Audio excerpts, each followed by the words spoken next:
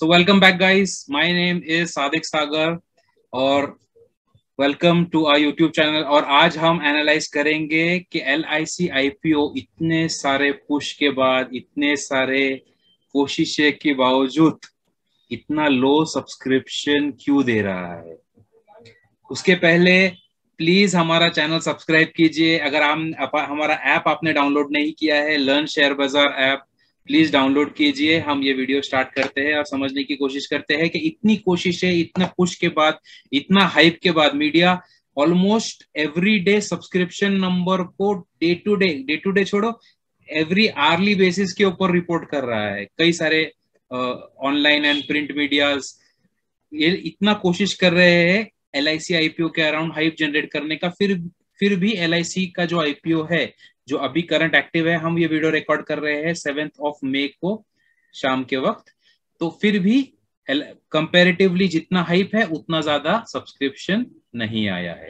Reasons हम समझने की कोशिश करेंगे। सो ऑब्वियसली एक बहुत बड़ा IPO है। हमारे पिछले वीडियो में ये सब चीजों के बारे में हमने बात किया था, वो वीडियो नहीं देखा आपने तो प्लीज वो देख सकते हो। इतना सब्सक्रिप्शन पुश करने के बाद भी सब्सक्रिप्शन काफी लो है।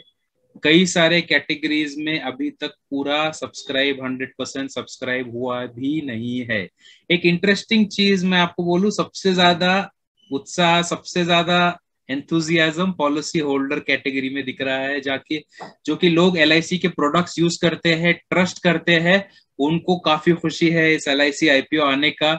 मैक्सिमम पुश उन्हीं की तरफ से दिखाई दे रहा है। 4 टाइम्स वो सब्सक्राइब हुआ है। सेकंड, एम्प्लॉइज, कई सारे एम्प्लॉइज, ये मेरे लिए भी एक थोड़ा सरप्राइजिंग है, कई सारे एम्प्लॉइज इनफैक्ट विरोध कर रहे थे, कुछ प्रोटेस्ट कर रहे थे कि LIC को पब्लिक ना लेके जाए, इसको डिसइन्वेस्टमेंट का इंस्ट्रूमेंट नहीं के तौर पे नहीं यूज किया जाए। ऑब्वियसली कुछ प्रोटेस्ट चल रहे थे, वो शायद से इतना ज्यादा हावी नहीं रहे क्योंकि एम्प्लॉइज तो ने भी काफी अच्छी तरह से पॉलिसी को सब्सक्राइब किया है। फाइनली रिटेल कैटेगरी तो वन टाइम से थोड़ा ज्यादा सब्सक्राइब हुआ है। फिर भी ओवरऑल आप देखें, ऑलमोस्ट थर्ड डे खत्म हो गया है।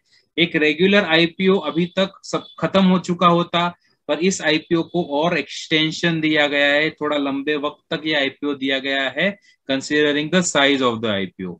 तो अभी तक मैं जब देख रहा हूं 7 मई 3 बजे के ये नंबर्स है, लगभग 1.5 टाइम्स ओवर सब्सक्राइब हुआ है। तो जो गवर्नमेंट का ऑब्जेक्टिव था LIC लाने का, वो तो पूरा हो गया है। जो पैसा उनको आना था, वो पैसा तो उन्होंने आराम से रेस कर लिया है। अभी इसके ऊपर कितना जाता है, ये सब ये सिर्फ हमको, जो रिटेलर्स है, जो ट्रेडर, जो एक्चुअली जिसमें इन्वेस्ट किया है, उनको फर्क पड़ेगा। ऑब्वियसली जो प्रमोटर्स है उन्होंने उनका पैसा ले लिया है। ग्रे मार्केट प्रीमियम एक रीजन हो सकता है, क्योंकि कंटिन्यूस न्यूज बम्बार्डमेंट है।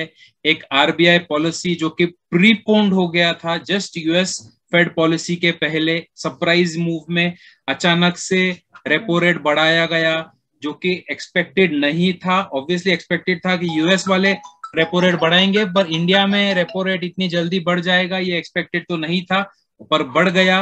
ऑब्वियसली उससे एक मार्केट में नेगेटिव इंपैक्ट आया है और ओवरऑल एक नेगेटिव सेंटिमेंट डेफिनेटली डेवलप हुआ है। कई सारे पिछले 3 दिनों से US मार्केट बुरी तरह से हैमर हो रहा है और हमारा मार्केट भी बुरी तरह से हैमर हो रहा है।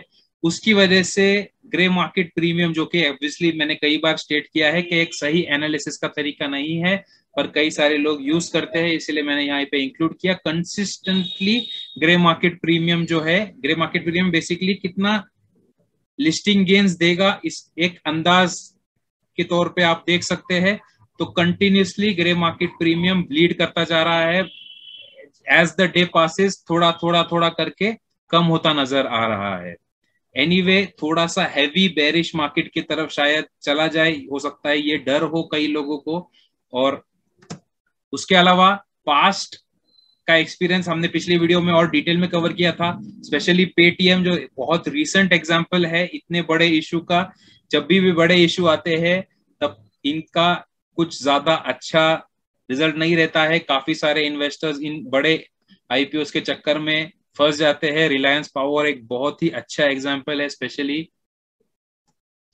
SBI कार्ड सिमिलर आईपीओ था, जैसे जिस तरह से LIC आईपीओ में भी 4 दिन का आईपीओ सब्सक्रिप्शन दिया गया है, इस तरह से SBI कार्ड में भी करीब 4 दिन तक आईपीओ ओपन था, और उसके बाद भी ऑब्वियसली कोरोना रीजन था उसमें।